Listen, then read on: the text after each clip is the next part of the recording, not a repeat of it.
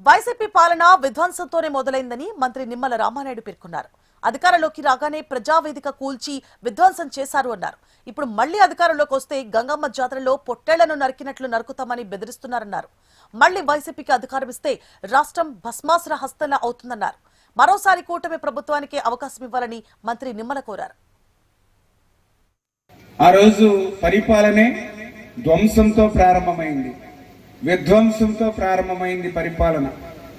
ఆ రోజు జగన్మోహన్ రెడ్డి గారు 2019లో ముఖ్యమంత్రిగా ప్రమాణ స్వీకారం చేసిన తర్వాత ఆయన మొట్టమొదటి మీటింగ్ ప్రజావేదికలో పెట్టారు.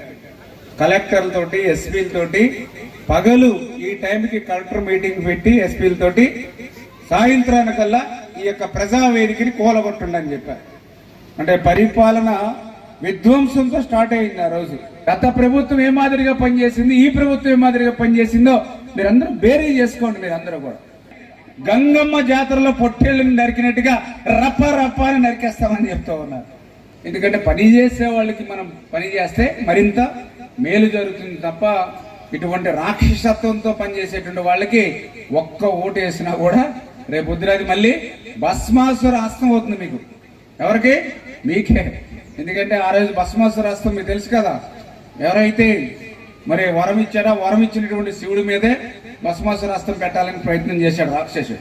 అంచేత మీరు ఓటేసి వాళ్ళకి ఏదైనా అవకాశం ఇస్తే మళ్ళీ అతను ఆ భస్మాసుర హస్తం మీ మీదే పెడతాడు జగన్మోహన్ రెడ్డి.